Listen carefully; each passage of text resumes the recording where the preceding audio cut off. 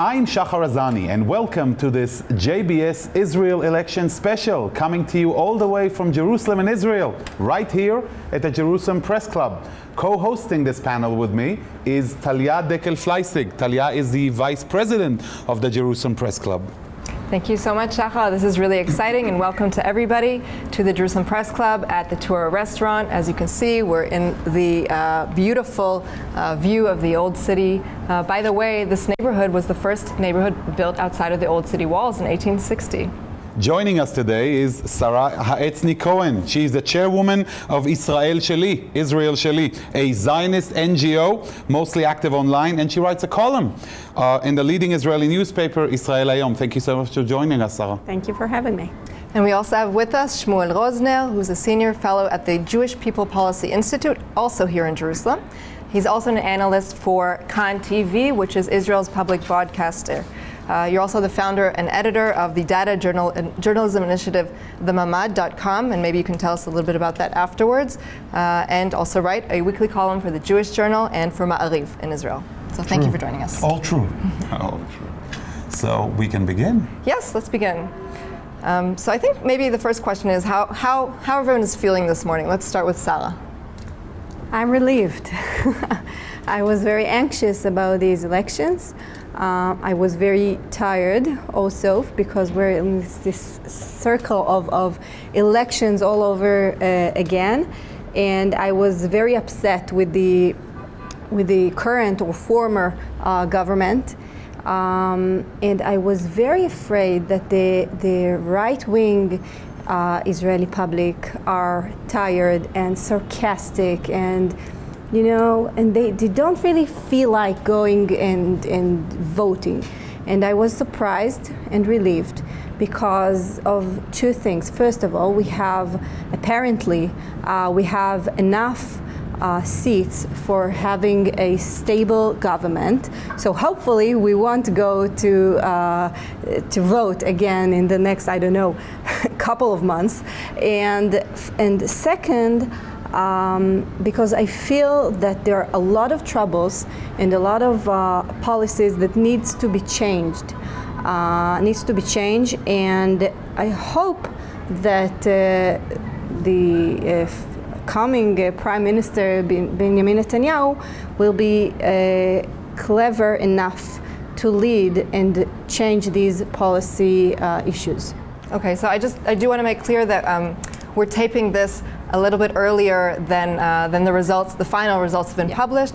At the moment, we're looking now, less than 90% of the votes have been I think 97, but still they need to count the, I don't know, how do you call it, the Sarah is referring to the votes given by people who are overseas, soldiers, prisoners, etc. They count their in homes. Yes, people who have COVID. But we're actually talking about around 400,000 votes. Which could really change the picture. It's about 10 mandates, so this could, mean everything. But I think it's safe to say that those votes will probably not go to the Arab parties. So I don't know. There was one of the last elections that it did help to Balad because of the prisoners' votes or something like this. So I don't know. I'm still hoping that we'll have enough mandates and enough seats to have a stable coalition. Shmuel, what are your thoughts this morning? Well, I'm of two minds. On the one hand, I agree with Sarah that it's good to have a resolution to our never-ending cycle of constant elections. Having the fifth election cycle in 4.5 years was not a healthy thing for Israel. And I think having a government, maybe any government, would be preferable to having yet another cycle of elections.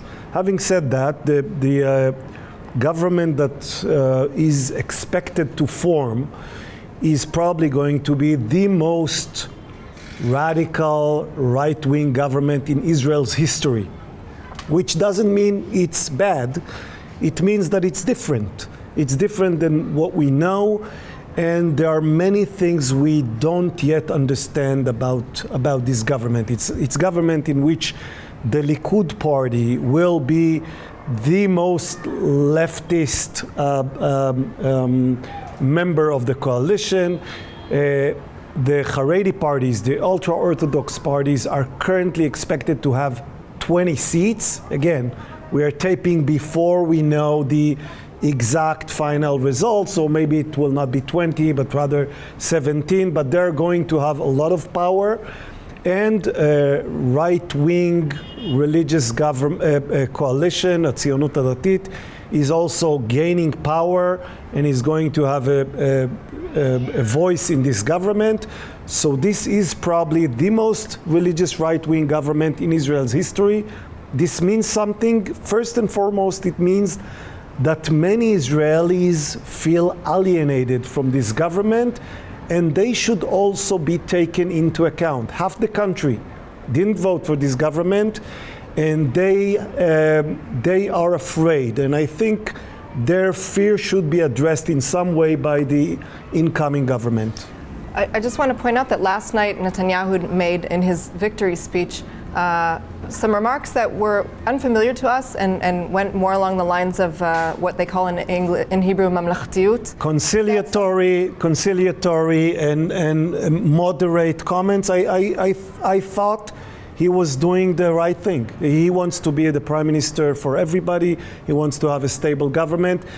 And Netanyahu, you know, with all his flaws and advantages, does see himself as an important leader of Israel and the Jewish people. He doesn't want to end his career in failure, or to end his career as someone who, so to speak, ruined Israel. So I think it's important for him to keep in perspective the fact that he's going to be the prime minister, not just of a very right-wing government, but also of the entirety of Israel. I just want to take that point and ask you. The elections, the processes, the fifth round are absolute reflection of a great divide within the Israeli public. So do you see a path to a solution of that fracture? We all remember the tribe speech by President Rivlin. We have a certain reality that we've all been facing. You just indicated the fears. Are you see this as a beginning of a solution or a deepening of the problem? Well, I think that there is some misunderstanding concerning the actual divisions in Israel. I don't think the views of most Israelis are that different. To go back to a famous quote, I think it is usually attributed to President Woodrow Wilson, talking about the differences between politics in academia versus national politics. And he said something along the lines that politics in academia is so vicious because the stakes are so low. In Israel, we might say that the politics of Israel is so vicious because the differences in opinion are not that great. If you take a person such as Netanyahu and a person such as Yair Lapid, the head of the main opposition party, well, he is now the prime minister, but he is supposed to become the head of the opposition party. Their views on many of the main issues are not that different, neither on the economy, nor on the Israeli-Palestinian issue, nor on the many of the other things that we might consider of some importance. A lot of it is a matter of tone, rhetoric, and the ability of Netanyahu to communicate with publics and sectors that Lapid cannot communicate with. So it's more a matter of identity politics than it is about actual policies and views. But Sarah might disagree. Okay, so I don't think that if you look at the numbers, if you look deep into the numbers, you won't find a different. You won't find a lot of change, a lot of different from the last elections and all the circle of elections we had. Numbers are quite the same. The thing was how you manage your partners. How do you push them to do the right thing? How do you do the right thing? And Netanyahu, he did it well with the party of the Tzionut Datit when he pushed them religious Zionists, Itamar Ben-Gvir and Bezalel Smotrich. Right. And he pushed them to unite, a lot of sectors within their base. And he did it when he smartly did different agreements between parties. He did it with the Haredi, with the Ultra-Orthodox. He went to Bnei Brak. He went to their cities to encourage them to vote. They won't vote for him. They're voting for their parties. But he knew that his future, his success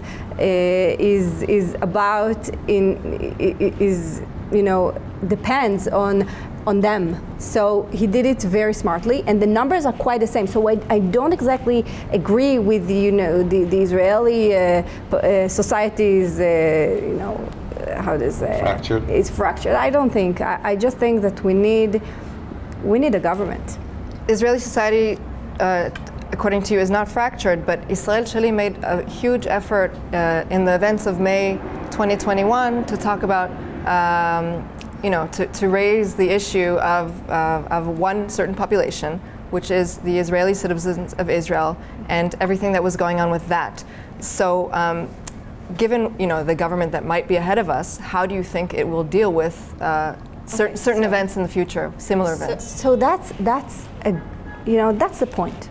So if you ask me why so many people voted for Itamar Ben-Gvir, it's not because they hate Arabs, it's because they're afraid.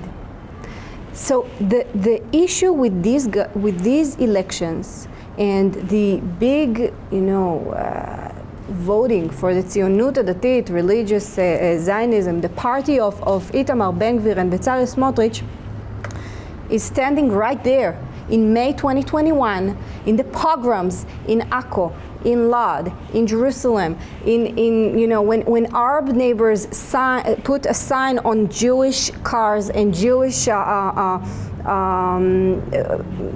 apartments in order for their friends to burn it. So that, and it didn't disappear. The self-security, that's how you say it, I don't know.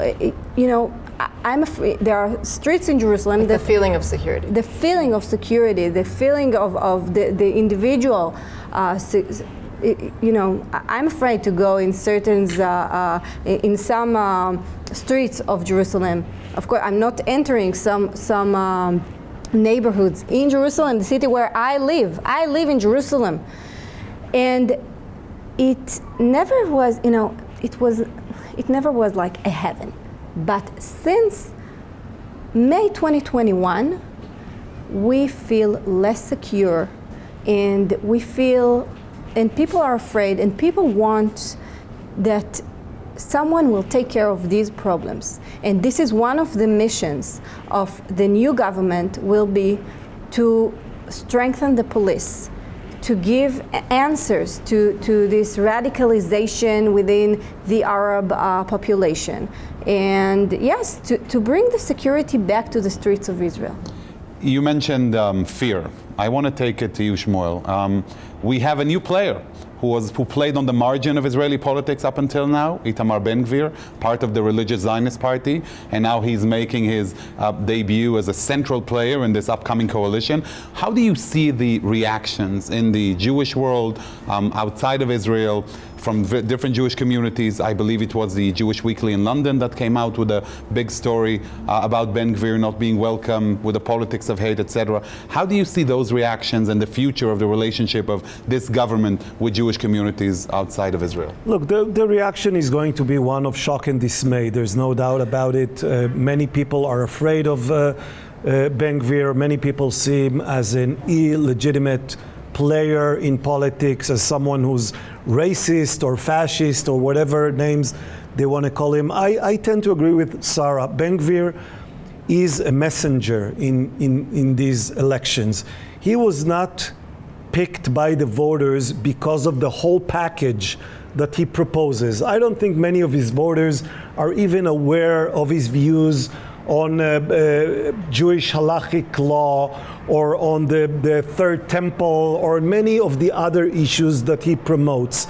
They voted for him because he was smart enough to identify the one sore point that is the point on which people are going to vote. You know, in every election, there is the tactic and there is the strategic. You know, the tactics is whether you have a cohesive type of political bloc and whether you organize the different parties in a certain order that they don't fall below the electoral threshold, and whether you handle the campaign in a proper way.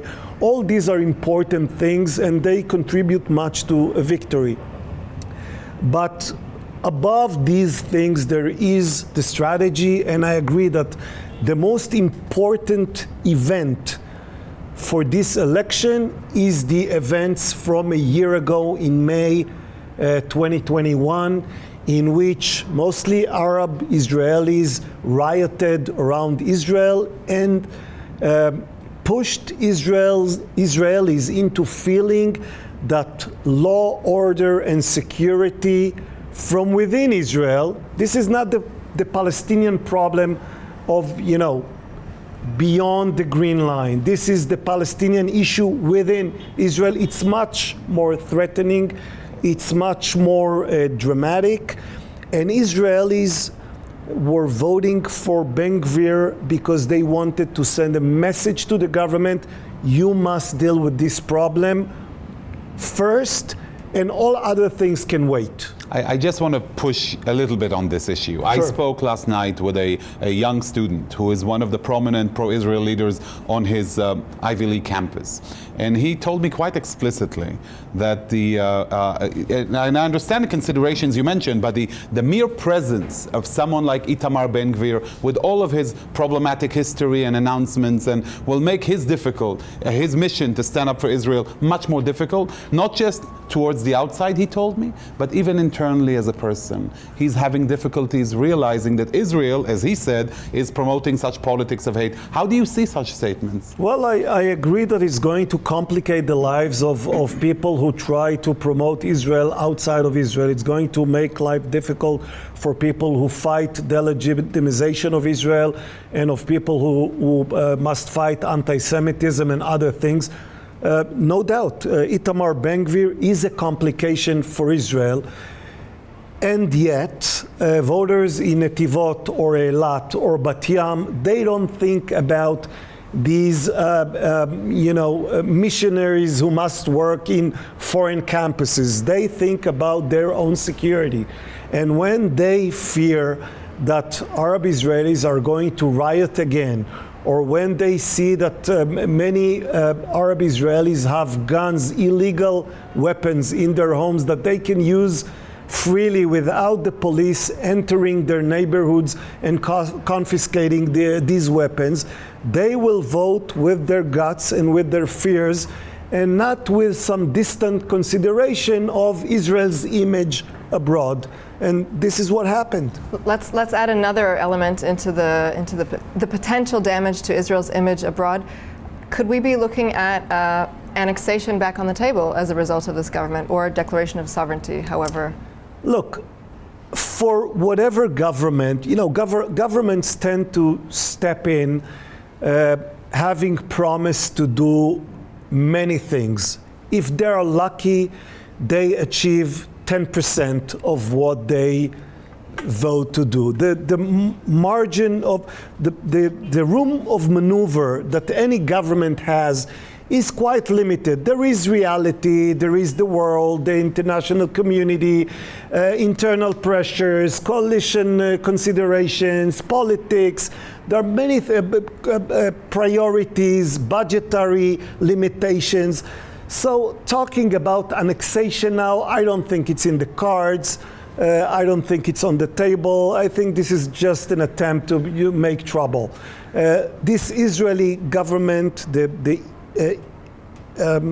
entering Israeli government will have enough of its plate before considering annexation. I don't think this is something that we should expect in the coming years.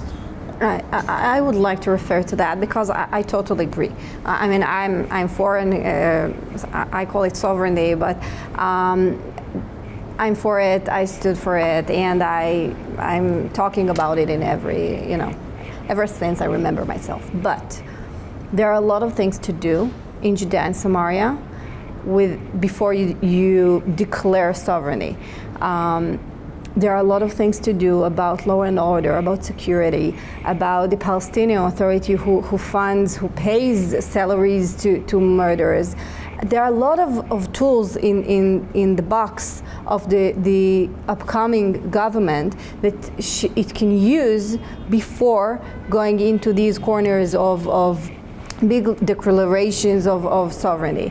And if you talk about sovereignty, if you talk about law and order, so it refers also to what's happening within the green line, whatever what you just said, which is what it was precisely. I mean, exactly the motivation of people why they went out and voted to this specific party, and there are a lot of things to do before you go into these corners of international, puzzle of. Well, but I must ask you this. You're speaking about this with such passion and importance, and you represent that ideology. And the incoming prime minister, the almost eternal prime minister, has been steps away from declaring annexation or sovereignty just a couple of years ago. You have the opportunity now.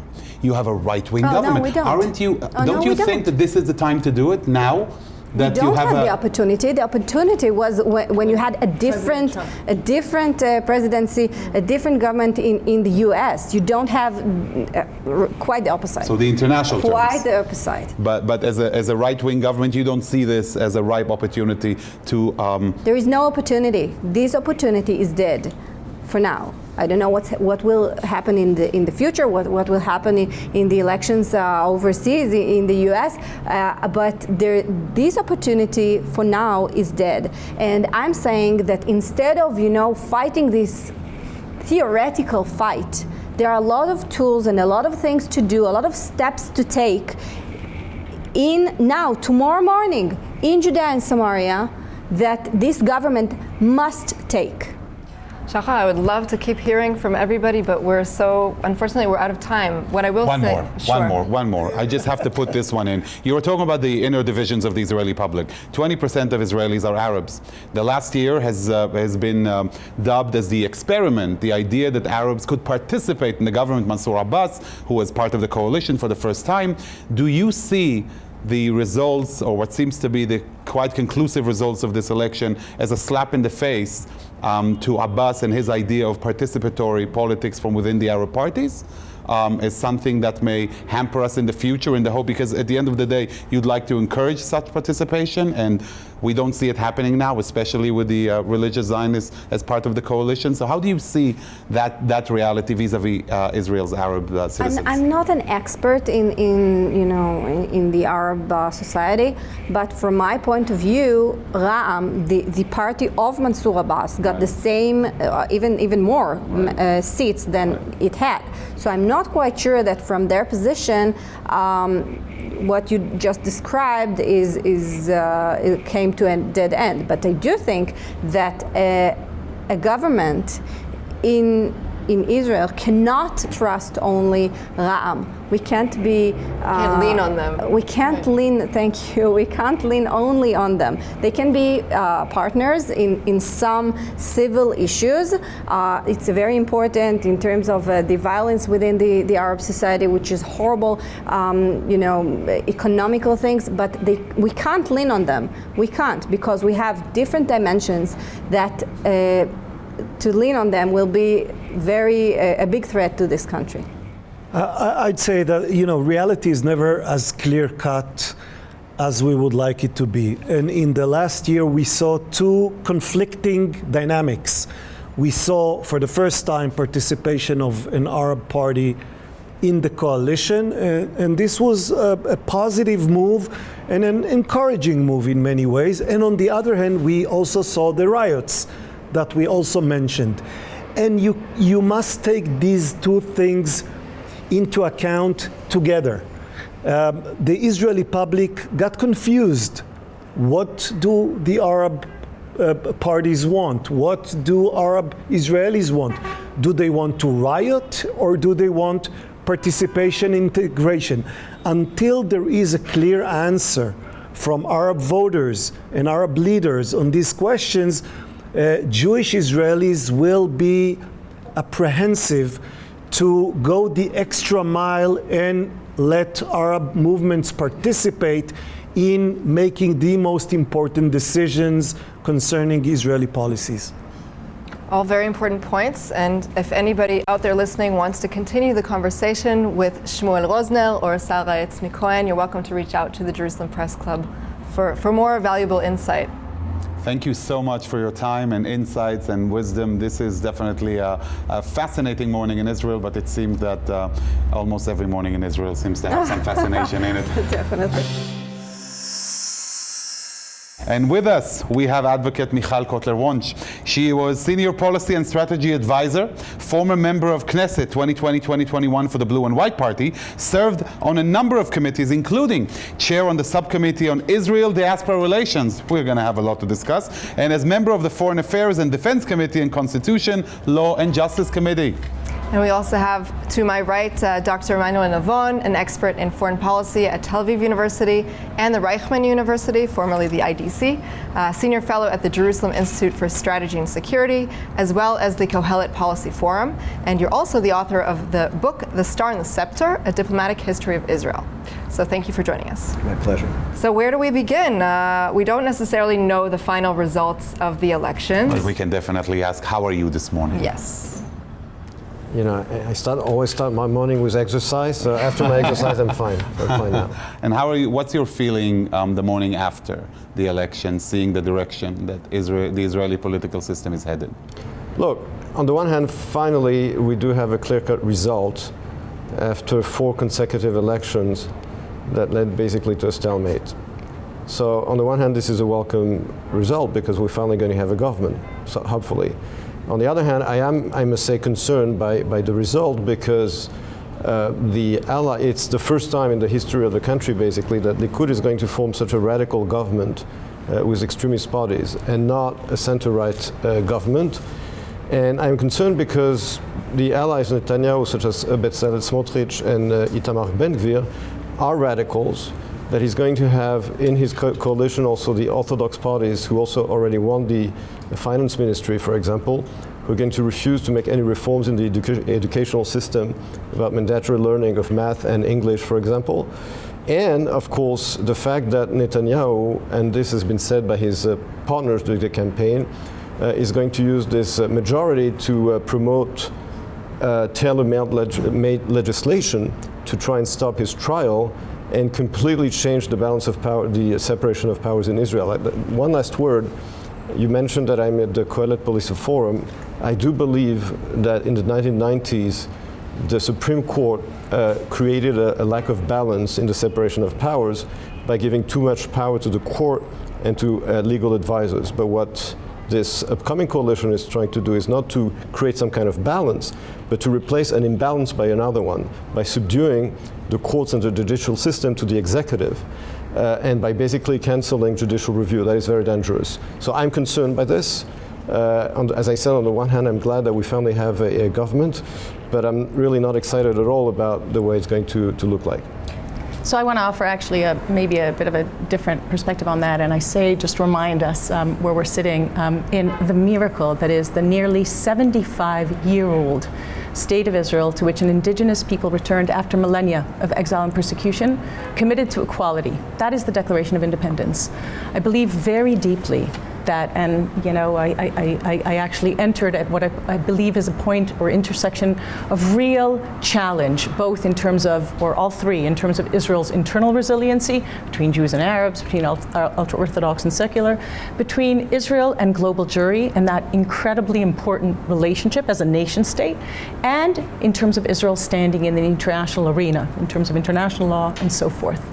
I do think that we are in the midst of a democratic process, and it is a democratic process, and we have to respect it as a democratic process, and it is as imperfect as Emmanuel touched upon some of the points, 100%, but we are in the midst of a process, and I am very grateful that the way that it's playing down or playing out or showing down in this young democracy is through elections.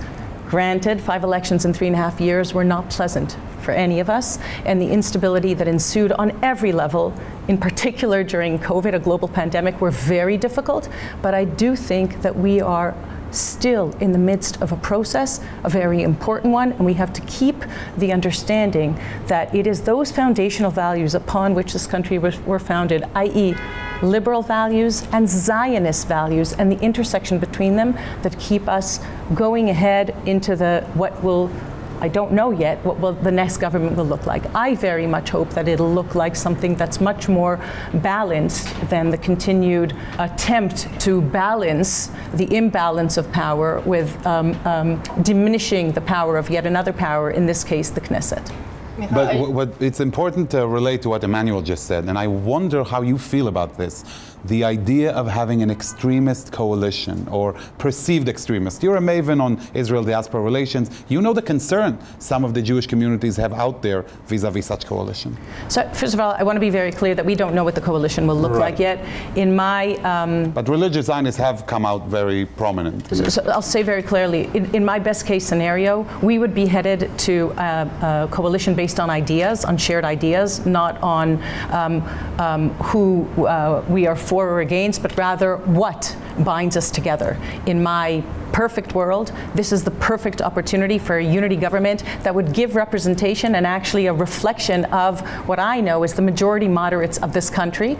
It is not likely what's going to happen because, as you say, there is a huge constituency that came out as a reaction to vote for, they sort of snubbed the name, the religious Zionism. I don't believe that they represent religious Zionists. I'm one myself. I think Emmanuel is one too.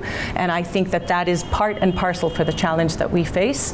It is going to have to be something that Benjamin Netanyahu, as it looks like the next prime minister, actually takes very carefully into account, understanding those three-dimensional challenges that we face, including Israel's standing in the international arena and her critical relationship with global Jewry. Emmanuel, you work a lot with the European community, and we talked a little bit about North America already. What do you see happening now as a result of this government? Well, again, if we are going, as is very likely, towards a coalition between Likud, so-called religious Zionism, I agree with Michal that they don't deserve this name, at least I say so, and the two Orthodox parties. Good luck on our foreign relations. And we say we don't know, you talked about our liberal values, Michal. Well, do you know what's the plan of Bezalel Smotrich? Because I read his article. He wrote a very detailed article about what is his plan for the future of our conflict with the Palestinians.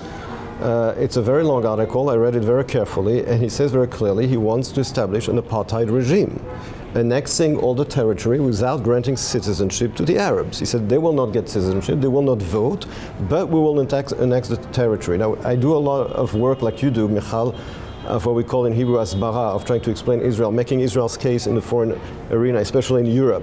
These guys, and Smotrich and Ben Gvir, say openly that they want to establish an apartheid regime in Israel.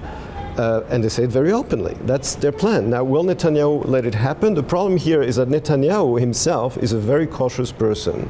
He's very aware of Israel's foreign relations. He's done a very good job in foreign relations. But the problem is that he put himself in a trap because he's going to have to go with those people.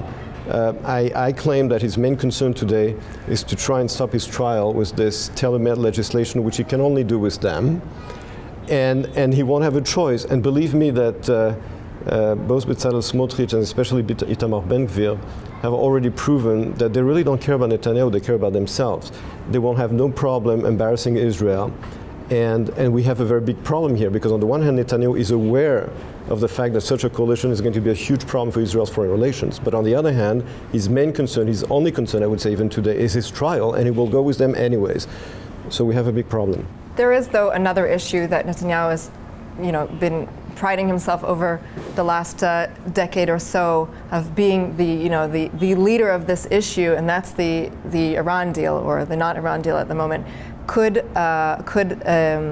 that, if that becomes relevant again, be something that that Netanyahu takes into consideration with regards to the rest of his policies within the government? What I'm asking is that if there's an opportunity for him to be again, the defender against the Iran deal, could he perhaps try to offer, Ben-Gvir or otherwise other things to deal with to kind of lower the flames in order to give for him, this position again of being Israel's savior over Iran?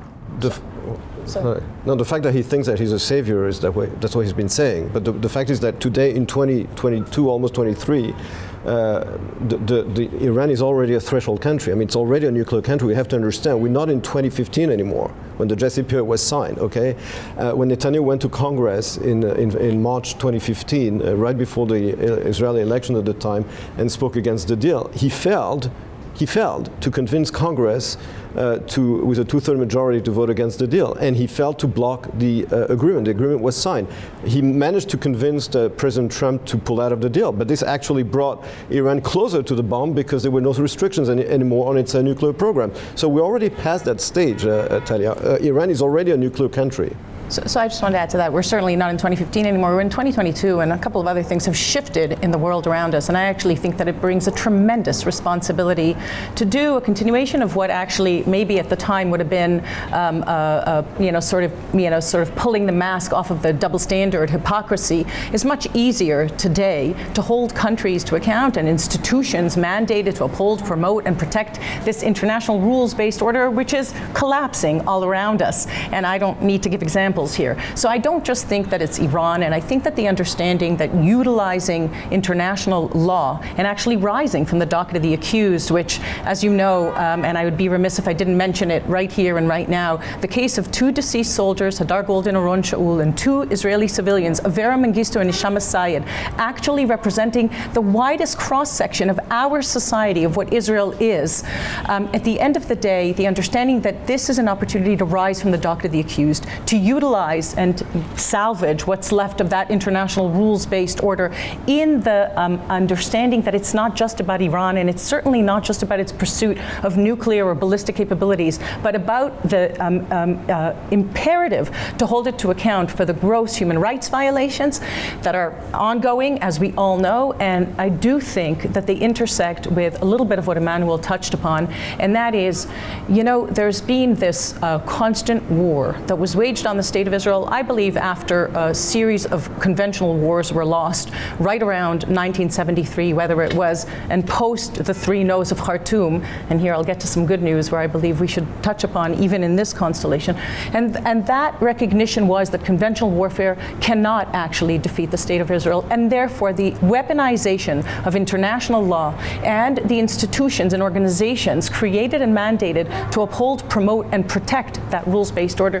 that was undermined the moment that the Zionism is racism resolution passed in 1975, followed with later, much later, in the 2001 Durban Conference Against Racism, which was an anti-Semitic hate fest, followed by 21 years of Israel apartheid weeks on campuses. And when we use the term apartheid selectively, and we're old enough to remember what apartheid looked like, we do two things. We not only actually minimize what those that suffered under the apartheid regime suffered so terribly, but we actually undermine the possibility of advancing our locality with our very, very different set of challenges. I think that that's true with regards to many of the issues that we touch upon. And again, to come back to this government and even to the Abraham Accords, which offer a tremendous amount of, I think, hope and maybe even leverage for Benjamin Netanyahu, assuming that he puts together that next coalition with what I believe you're right will be, I mean, the proof will be in the pudding, will be his opportunity to appoint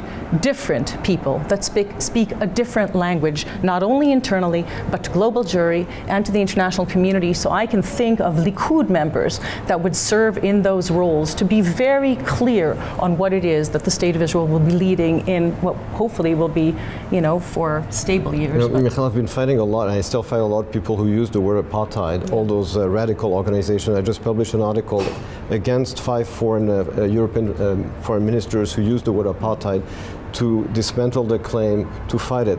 But what Smotrich and Ben Gvir want to do is apartheid.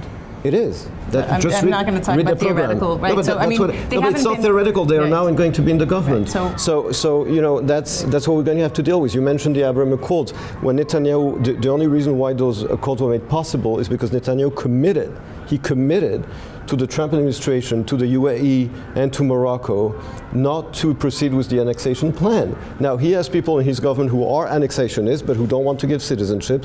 So good luck also on the Abraham Accords. I'm in favor, I'm a big fan of the Abraham Accords. I do everything to try and expand them. But now you're going to have people in the Netanyahu government who are going to say, we'd rather have annexation without citizenship for the Arabs rather than the Abraham Accords. So it's going to be a big headache for Netanyahu, as I said, because as I said, he has this tension. On the one hand, he wants to have this coalition for his trial, but on the other hand, he knows exactly the price that the State of Israel is going to have to pay internationally. But maybe there is somewhat of a solution. And I want to relate to your history with the Blue and White Party and your familiarity with Benny Gantz. Netanyahu has always been accustomed, we've been accustomed to Netanyahu creating a coalition of somewhat moderation, making sure that he has by his side either Ehud Barak or Tzipi Livni or the appeal to now President Herzog, at the time leader of Labor.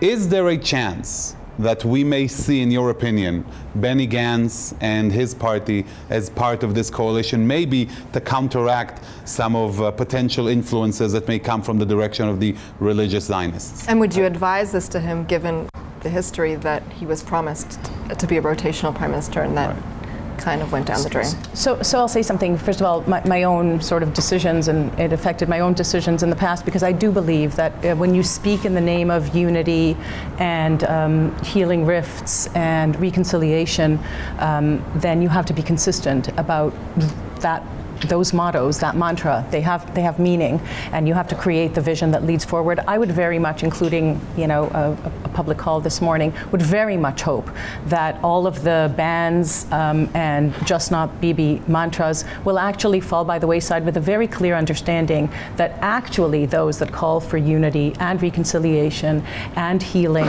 of the rifts has to begin with a reflection of what the majority of the Israeli public, actually a moderate public, and it's actually to me one of the greatest sad points, is that the majority of the Israeli public over and over again, now 5th election at a time, is somewhere in that majority moderate, I don't want to use the word center because it doesn't mean anything anymore, but are moderates and not extremists, and squeezing out those moderates or preventing them from representational leadership in Knesset that actually leads consistent long-term policy and plans that is equally and consistently applied to all, is what empowers the extremists, and I stand by that very strongly. So the short answer is I would very much hope that there would still be the place for, and I don't know if it'll be Benny Gantz and in what constellation, or I don't know if it'll be anybody else from the existing sort of, you'll call it, the Just Not Bibi bloc, that in terms of ideas, there is no daylight between many of those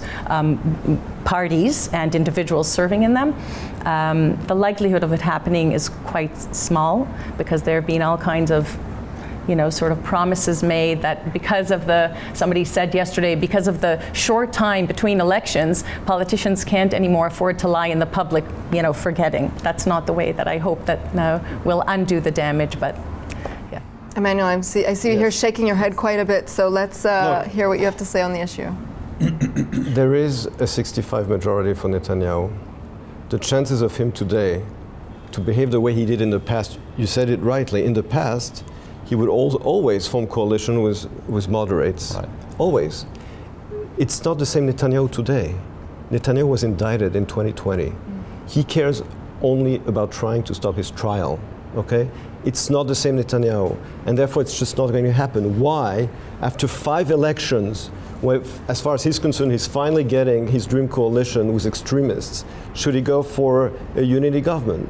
Why should he do this? Just listen to what he did to Gantz, the head of your former party, 2 days before the election, doctoring a video to say supposedly he sacrificed Israeli soldiers to save Palestinians. It was a doctored video. You really think he's going to call him in a coalition now? Seriously? Dream on, it's not going to happen. It's not the same Netanyahu. He already has a coalition. So what's changed? Only the trial? Well, I think first of all the trial, that he has his, he does definitely want today. I mean, when you listen to his allies and spokespeople in the media, they all claim that the trial it was all made up. They have all types of conspiracy theories about some kind of deep state that wanted to unseat him from the prime ministership. That is the narrative. He just look at the legal program of so-called reform of his new ally Bezalel Smotrich, which is very clearly to subdue the judicial system to the executive, to end judicial review, to you from Canada, to have the override clause with a simple majority of 61. So anytime the court strikes down a law, you just pass it again with a simple majority, and then you appoint judges for 8 years and you fire them if you don't like their rulings. That is not an independent judiciary. That is his plan. That is what he's going to do now.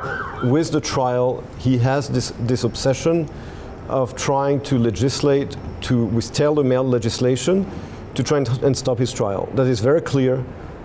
They're talking about what they call by mistake in Israel the French law, to make, which is wrong because this law already exists in Israel. It's for the head of state, not the prime minister, but whatever, so that you cannot put the prime minister on trial.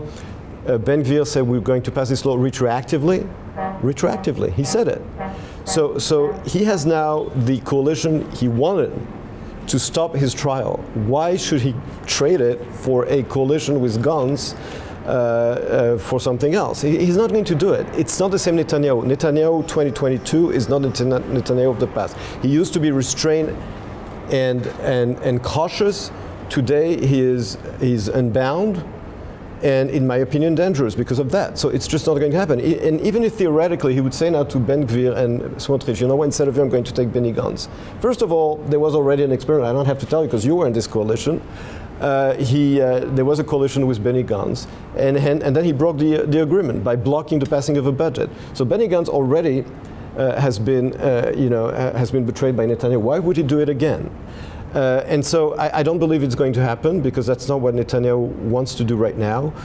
This kind of moderate coalition, and then it would be a coalition of, let's say, 63, because Gantz has, according to the latest counting, 12 MKs, and the so-called religious Zionism has 14. So that would be going down from 65 to 63.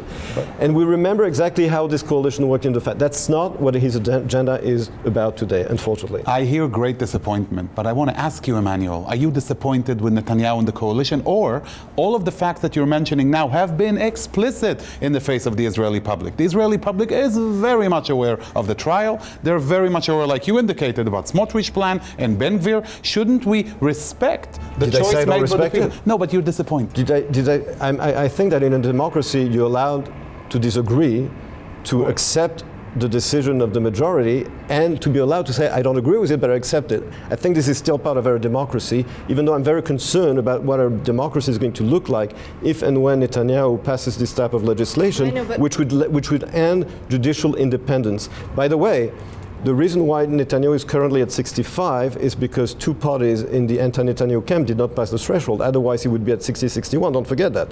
So it's not that a huge majority of Israelis. It's about 50% plus of Israelis, which is a majority. It's fine, but it's not like 80% of 90%. Let's put things into proportion. So saying that you're not happy with the outcome doesn't mean that you don't accept it and don't recognize it. That's part of democracy. Emmanuel, what could have been done differently over the past year when it comes to maybe be it the center-right or the moderate? You yourself put your support for Gideon Sa'ar to lead this country, and we see where he is now. I don't remember hearing from him recently. What could have been done differently? Look, many things could have been done differently. I just believe that it was the right thing to do given the circumstances over a year ago to prevent a fifth election. I do think that I have many criticism and problem with the outgoing coalition, but they did a lot of good work, especially with the economy. And I think that it was the correct thing to try and prevent a fifth election to pass a budget. Maybe there was not enough content to say not only do we want to replace Netanyahu, but what do we offer? That's also part of, I agree, it's part of the problem. But some good stuff was done in terms of judicial reform, in terms of economic reform. There's so much you can do in a year. I'd like to answer that question too. I think what could have been done differently could have been done differently along the 5 elections in 3.5 years, and that is that there was never any alternate vision presented. So anybody who fed into the just Bibi or just not Bibi camps is actually an integral part of the problem and integrally or inherently not a part of the solution. I think that the votership in the Israeli public that's very politically savvy could have been and should have been presented with much more respect, with an alternate vision, with any vision. Who is responsible for creating that vision? Oh, well, leadership that wants to be elected is responsible for creating a vision and for being able to actually say what yes and not who not. Mm-hmm. Who not is not a vision, and who not is not a strong enough glue to hold together any very varied, very diverse coalition. And in fact, I think that in many ways, the sort of dropping by the wayside of the very same principles that a lot of these challengers, including the party that I was a part of, went or entered the political realm to change, becoming a mirror image of everything that you've set out to change is not change, and using democracy in the process and change in the process and all kinds of very high words and unity, but actually acting exactly against that and undermining democracy. And I can give multiple examples of just this last Knesset that actually quashed the Knesset, and it has a very important role in democracy. The deal which Kohelet actually came out against. Is that one of the examples? So 100%. So I want to say that the agreement with Lebanon, it doesn't matter, by the way, if it's actually a great agreement or if legally it has to or doesn't have to go through the Knesset. The Knesset has a very, very important role as the supervising branch over the executive,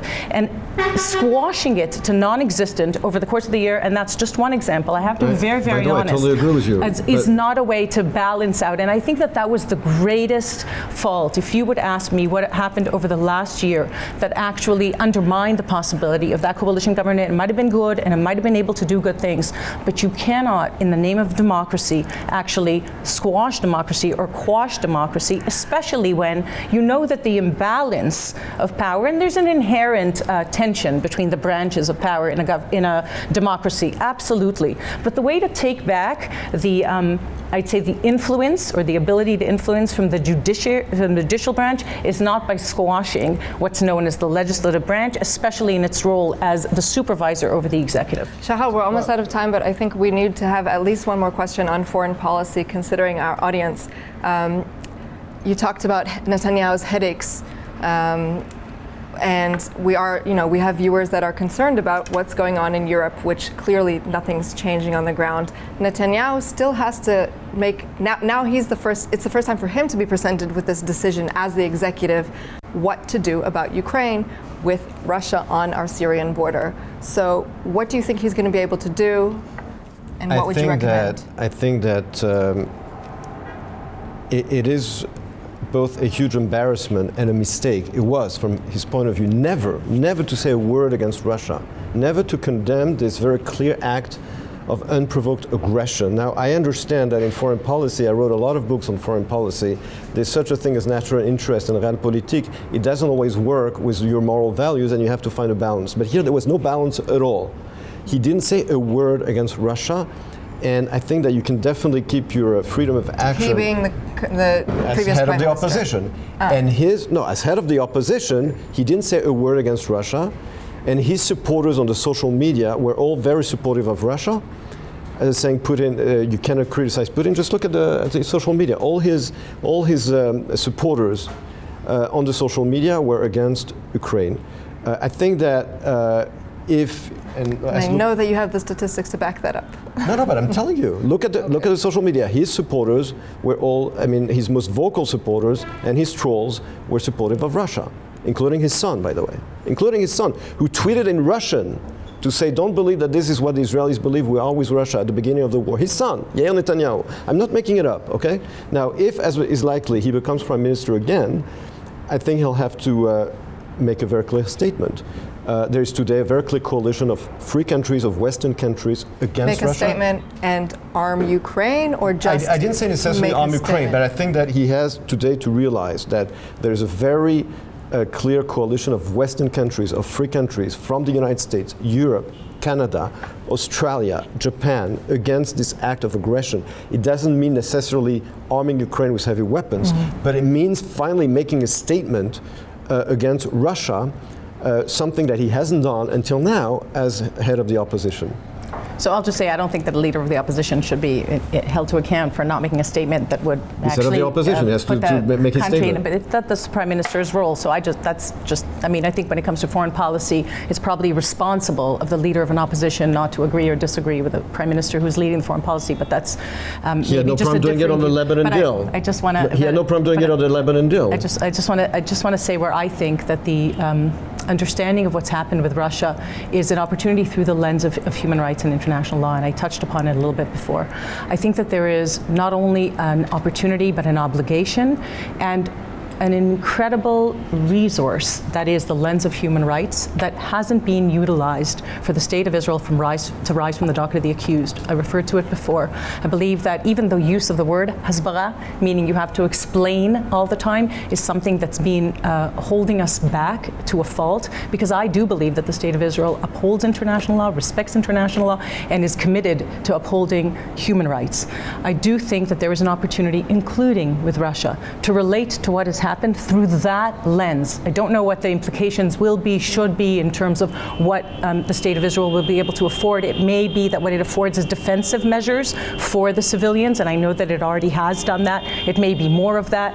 But on that level, I think that, as I said before, and I do think that there is a weaponization of international law and human rights that actually affects the existential ability of the state of Israel to survive, so that we should be treating it as a security issue, then that is a part and parcel of what a prime minister, any prime minister, should be looking at from a wider lens and perspective in terms of Israel's security challenges. And this is an opportunity to actually utilize international law and human rights and insist that they be upheld and protected and promoted equally and consistently towards all members, including in the very institutions mandated, such as the UN and so forth, the Security Council, mandated to uphold, promote, and protect them. So here is another case where you have the politics influencing diplomacy, because we've all heard about the aspirations of the religious Zionists and Bezalel Smotrich to take upon themselves the Ministry of Defense. And when you talk about such a situation, whether Israel would or would not provide weapons to the Ukraine, we already fall again into that pit of what's going to happen and what's going to be the composition of that coalition. Interestingly enough, I wonder what Netanyahu now would really want. We're going to have to keep wondering, because unfortunately we are out of time. But for those of you watching, you can always feel free to contact the Jerusalem Press Club to hear more amazing insight from Dr. Emmanuel Navon and Advocate Michal Cotler-Wunsh. Thank you so much for coming along. And I could go on and on for hours. I haven't even asked half of what I wanted to ask. With us is Rabbi Yehoshua Pfeffer. He's Rabbi of Or Hadash Jerusalem, Editor-in-Chief of Tzarich Iyun, Head of the Haredi Israel Division at the Tikvah Fund, and lecturer at Hebrew University's Law Faculty, formerly a rabbinical judge on a Jerusalem monetary court. Thank you so much for joining us. Thank you. Happy to be here. And we also have Dr. Gail Talshir, a senior lecturer in the Political Science Department at Hebrew University of Jerusalem. And you're also the author of the Netanyahu Era, so this is incredibly relevant for right now. In full disclosure, I took one of Dr. Talshir's classes, and it was excellent.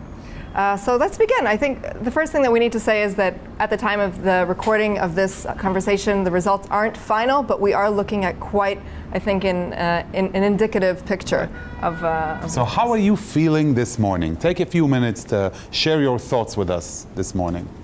Dr. Talshir, let's start with you. Well, for me it's still the night because I haven't slept throughout, but I think, I'm a scholar of crisis of democracy, so I feel at home. This is where I belong. Rabbi Pfeffer? I think it's definitely a moment, meaning waking up to the kind of results that we have now. They're not final, but they are already fairly clear. It's a kind of 1977 moment. 77, the right came to power. And this is the first time we're going to have, I think, a majority of members of the new government who are going to be religious Jews.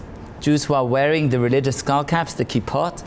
And that's deeply meaningful. And I think it's a moment, I don't see it so much as a crisis, but certainly a significant challenge, because for a lot of these party members, they used to belong, or to see themselves at the very least, as belonging to minorities.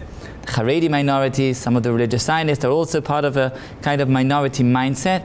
And this means stepping up to the plate and becoming much more of the majority, meaning learning how to, as it were, step out of that tribal mindset and look at the big picture of the Jewish people, of the state of Israel.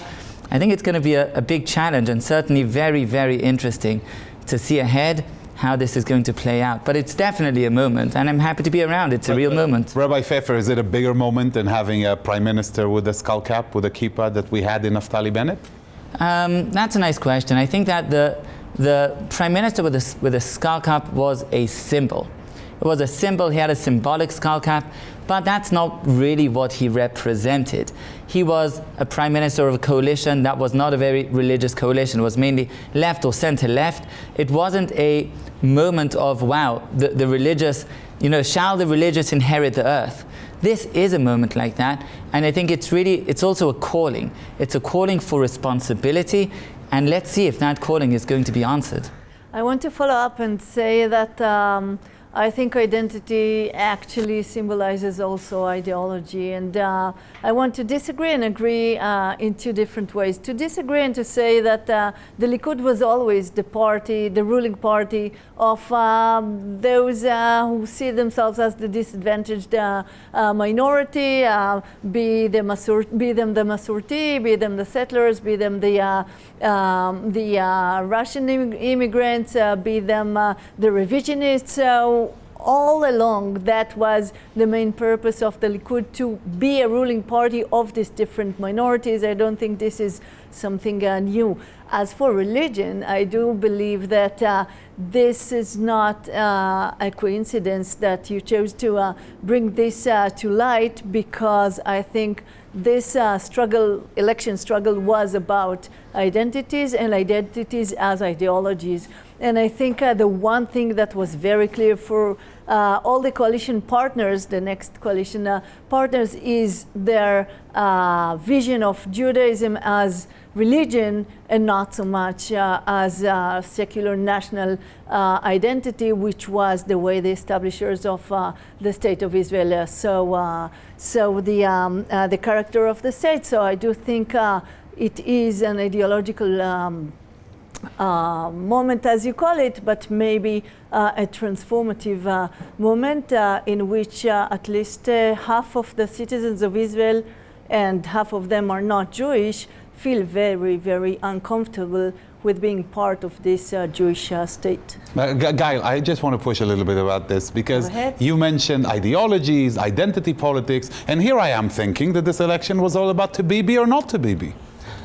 First of all, this election was about to Ben-Gvir and not to Ben-Gvir. So I think if Netanyahu brought what we call populism in power into Israeli politics, which was, again, never the case before, during the 2015-19 coalition, then this election was about the extreme right wing, not just about the ruling once upon a time a moderate right-wing party coming into power. And I think this is going to stay with us long after Netanyahu, who is 73 years old, depart Israeli politics, meaning the extreme right-wing in Israel is now the third largest party. And I think this is a warning sign for Israeli democracy. This is on the one hand.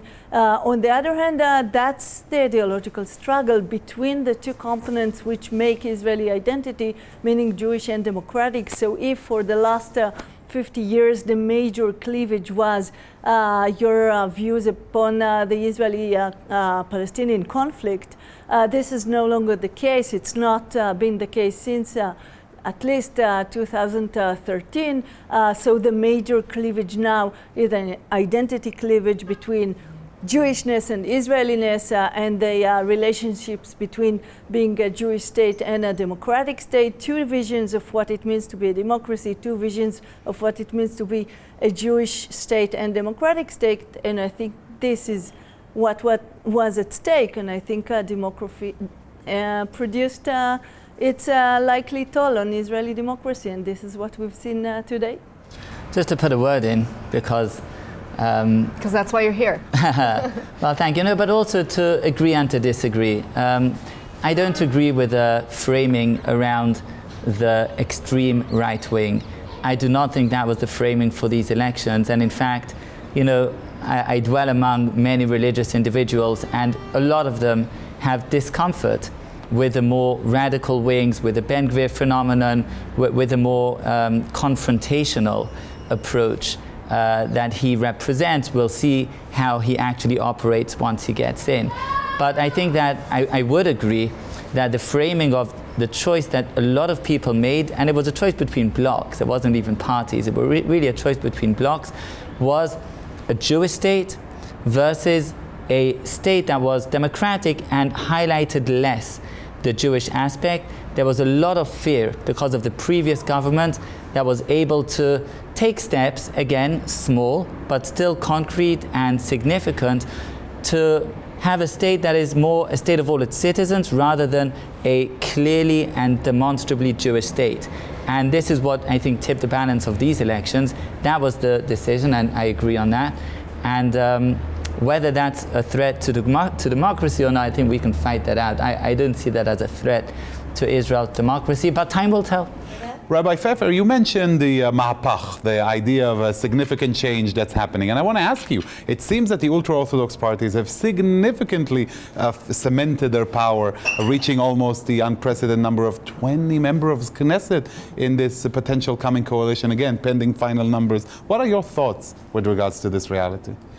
So, yeah, I do think it's fascinating. I would note that for Shas, it's not unprecedented. In the late 90s, they had a lot of votes, but then they were less of a Haredi party. They were a Sephardi party, an Eastern party, and they managed to procure votes from all over the country. What happened now is very interesting. On the one hand, UTJ, which is the Ashkenazi Haredi party, they were able to not just sustain, to keep their share of the votes, but even to increase them, which is not a simple achievement. The head of UTJ is a controversial figure, even inside Haredi society. He's a person that comes up with very provocative... Talk about Rabbi Moshe Gafni. Not Gafni. And then Goldknopf. The new fellow, Goldknopf. Goldknopf. Now, Goldknopf is a political novice. He's interviewing everywhere. He's saying things that are really very, very, I would say, difficult for the discerning ear, even for the non-discerning ear. He's really a tough case.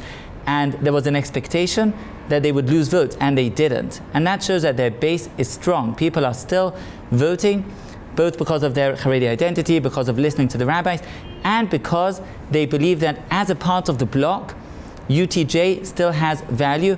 But the real, if you want, the real news is Shas, because Shas really was able to grow. And I think that's because of their message, which wasn't a Haredi message. Shas positioned themselves as a party for the weak, as a party for people who are needy, for those who are deprived. And I know many voters who are not necessarily Haredi who said, you know what, this message resonates with me. Now, I think the method that Shas is actually offering, how to deal with people who are needy and poor and so on, is not an effective method. I don't think it's particularly good, but they were able to put that message across. And I think it does it speaks volumes that non-Haredi people put their ballot boxes, cast their vote for a Haredi party. It shows that there's a certain coming together, certain congruence between the Haredim and between the non-Haredim. To what degree is that true? Culturally, army, workforce, education, higher education, there are many issues that are on the table concerning the Haredim and the rest of Israel. But I think that's already a positive sign. And I very much hope that in all of these areas, we'll see a certain responsibility even from the hardliners, from the Haredim, in the coming government. Time will tell. I just want to ask a follow-up question. Rabbi Pfeffer, you do a lot of work to integrate Ultra-Orthodox into Israeli society, the rest of Israeli society. Is there such a thing maybe as becoming too strong? I mean, if they have so much power in government, we might see scaling back of certain moves that were made in the previous government that perhaps would bring people out into the workforce and now take them back. Yeah, that's an excellent question. And we saw that in previous governments. We had the Lapid-Bennett government in 2014, right? And then ended in 2014. And then when it ended, then the moves that they made were scaled back. And these are moves of incentives, meaning we don't want a negative incentive concerning going to work. And there is a danger that with the Haredim in power, they will use that power to, as it were, take things back to those negative incentives, if you want, and this is relevant for education and core curriculum, it's relevant for army service, it's relevant for workforce, it's relevant for everything. And I would say that depends more than anything else on the people themselves. The representatives will ultimately have an ear to what's going on the Haredi street, to the reasonable Haredi person. If the mindset on the Haredi street will shift, if people will want to have a broader and stronger education in different fields, if they'll want better incentives to go to work, if that's what they'll want, then that's what they'll get. You get the representatives that you deserve, somebody said. And it's true, and I think it's true in the Haredi sense also. And there is certainly a feeling right now, we're back in power, we can do what we want, but time teaches us you can't really do what you want. You have to take that responsibility. Let's see what happens. Speaking of doing what you want, Dr. Talshir, you're a big Netanyahu researcher. Can he do whatever he wants now? I think not. I think Netanyahu is at a weaker spot, maybe the weakest we have ever seen him, because of his powerful partners and because of the situation moving away from a multi-cleavage Israeli society to a polarized society. I think this is where Israel is today. I think there's very deep mistrust against Netanyahu, both within the center and left, and I think that we saw it from Smotrich calling Netanyahu a liar and son of a liar. So I think there's a lot of mistrust, especially since Netanyahu, who was a very responsible leader for many, many years as the prime minister, over the last 3 years proved that his personal interest is above the interest of Israelis and maybe even of the Jewish people. So I think he's at his weakest. I don't think that he will be able to say no to his partners, and this is why, even though I would have loved to agree that the street, even if it is the Haredi street, would actually be very determining the kind of government that we're going to see, I'm afraid I don't think this will be the case. Netanyahu throughout the campaign said Ben Gvir will be a minister, a senior minister, but I do want to say something about Shas that you mentioned, and I disagree. Shas was an ultra-religious party or Haredi party all along. It came out as a Masorti party, and I think always it has three bases of power, and I think the Masorti and the religious Masorti and the Haredi 20 Mizrahi. seats. 20 seats is a lot beyond the Haredi narrow bloc. Shas has 10 seats. No, in the end of the 90s. 17. In the end of the 90s, they had almost 20 seats. 19, no, they had 17 they had seats. 17, and that was because of the change of the electoral system.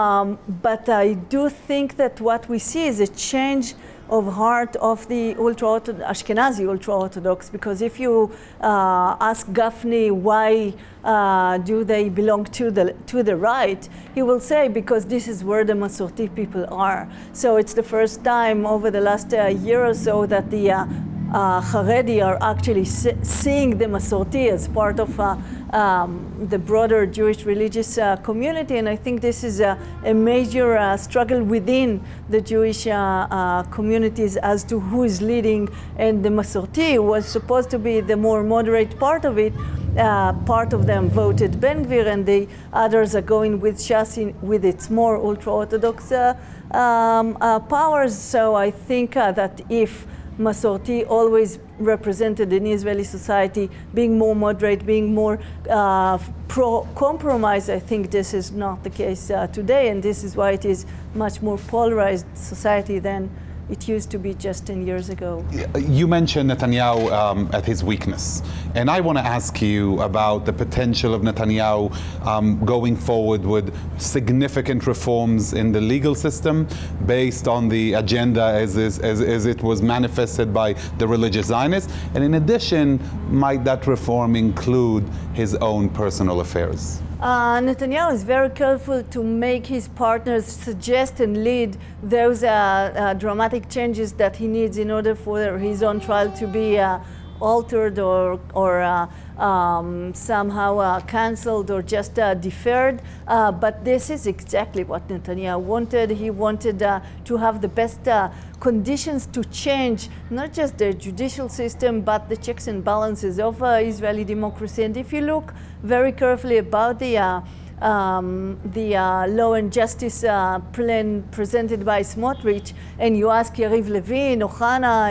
Amsalem, what the heads of the Likud party, what they think of it, they would adopt it immediately. And the kind of changes that he makes to the checks and balances of Israeli democracy, meaning canceling the judicial review, making it virtually impossible because you need both a unanimous decision of all Supreme judges and just a regular majority within the Knesset, having the politicians appoint both the Supreme Court judges and the judicial offices in the government, etc. I think this is going to alter dramatically what it means to be a democracy, and I'm not sure that it will refer to the definition of democracy. If you say democracy is only for Jews and the government should have no checks and balances on it, you might have your own definition. But if you think about human rights, civil rights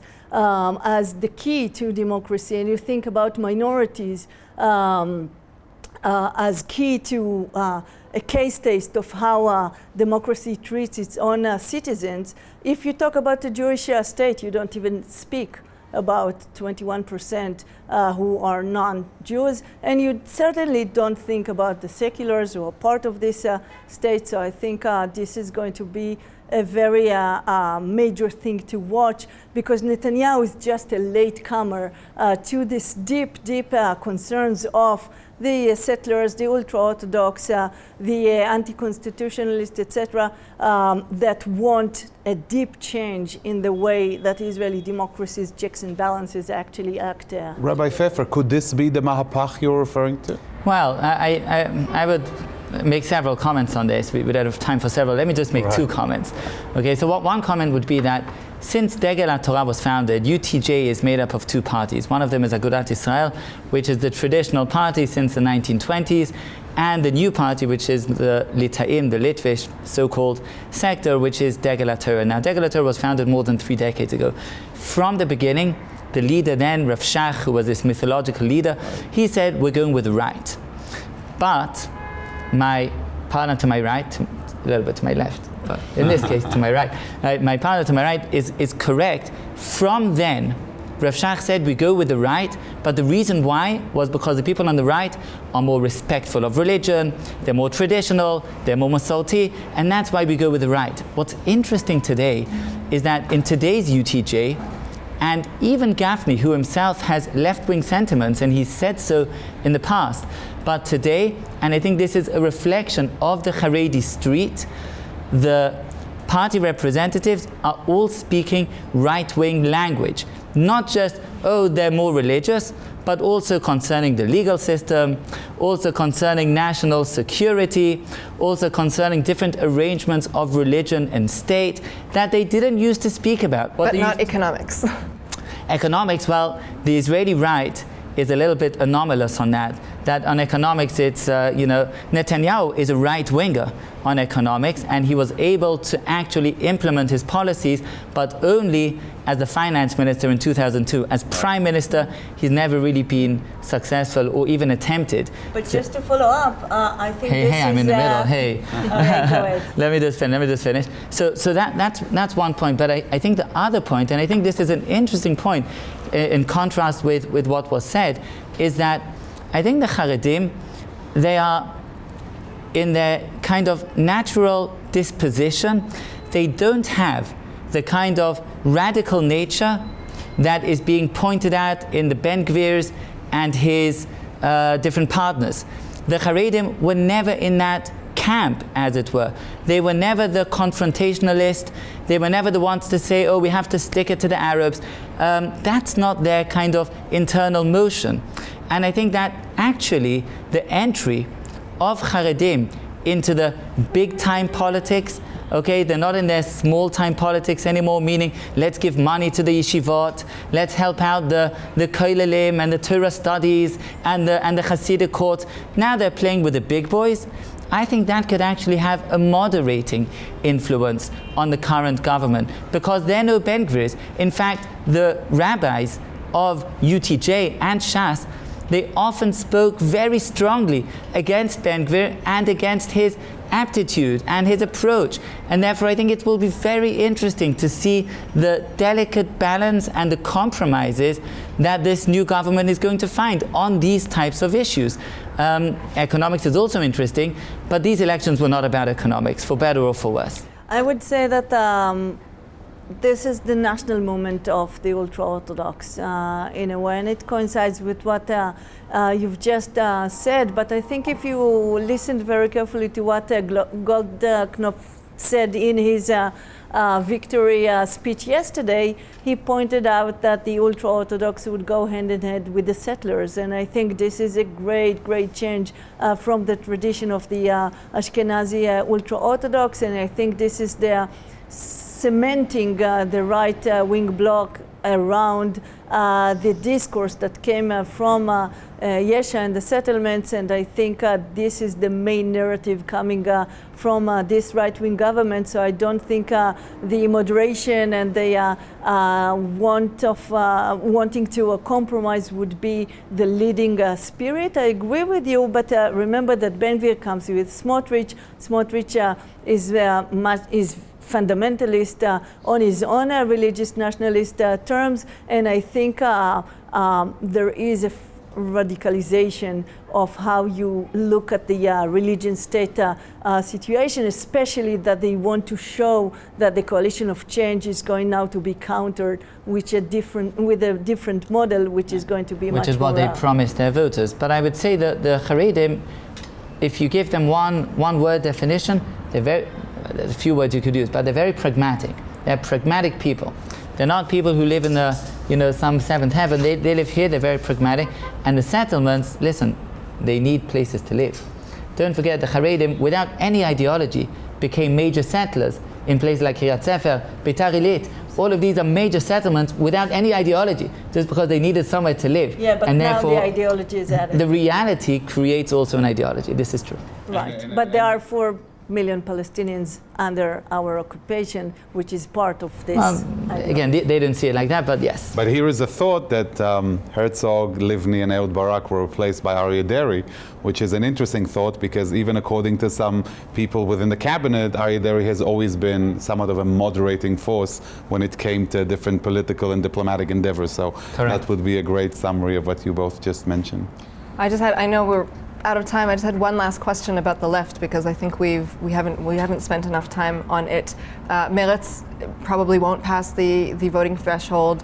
Labor, we have yet to see how Labor does. What lessons do you think we have to learn from this election, and maybe even for the next 4 years? First of all, Lapid cemented Yesh Atid as the leading governing party now in the position of the center left. It wasn't the case. He was established in 2012 as a center of right kind of party. So it took a while until Lapid found his way to be the leader of the center left. I think that social democracy, which is part of both agenda, is being actually also taken by Lapid. But I think that the major issues that are on the table, Meretz with the anti-occupation kind of line, and Labor with the anti-religious line that it led during these elections, were taking the cost for making Lapid almost like a big power in Israeli politics, and I think that the left has to rethink its way. Meretz was already on its way to think about one or another version of a Jewish Arab kind of party. Labor has to rethink its path because the primaries produced a very social democratic but much less security-oriented kind of party, so a lot of thinking to be done on the left. It doesn't mean that there is no left. It means that the right consistently delegitimized the left throughout this last 5 years, and I think this new government will allow the regrouping of the center-left, so we'll see what emerges on the other side. I would ask so many more questions, but I know that we promised one comment go on ahead. that. I think that, I definitely agree the left needs to regroup. I think they need to be more attached to the people. I think there was a certain detachment, a certain distance between the left representatives and the people on the street. I don't think people appreciated, for example, Michal, who is a person that does well at the Knesset. She's a popular person, but the types of focus, the things she focused on, were esoteric. As transportation minister, she did things that were not popular. They did not resonate. And I think the left needs to think, how are we going to resonate with the people, to focus on issues that people really care about deeply? I really think they got it wrong in this election cycle. So we'll see what happens. Can't agree more. I think this is a good place to end, but I will say that the Jerusalem Press Club is at your service if you want to have any follow-up interviews with Dr. Gail Talshir and Rabbi Yehoshua Pfeffer. We would love to help set that up. And I'll just say we went through this very short process of conversation without even saying the words Mansour Abbas. So much more to discuss. I want to thank Talia for hosting us. I want to thank you, Rabbi Pfeffer and Dr. Talshir, for incredible insights. Thank you very much. It's been an absolute pleasure. And to you, our viewers, I'd like to say thank you for watching. This has been an absolute fascinating round of elections in Israel, the 5th one, at least for a while. I'd like to thank you all, and all the best from Jerusalem, the Jerusalem Press Club. Thank you all for watching. This is it for now. Shalom and leitraot. See you again soon.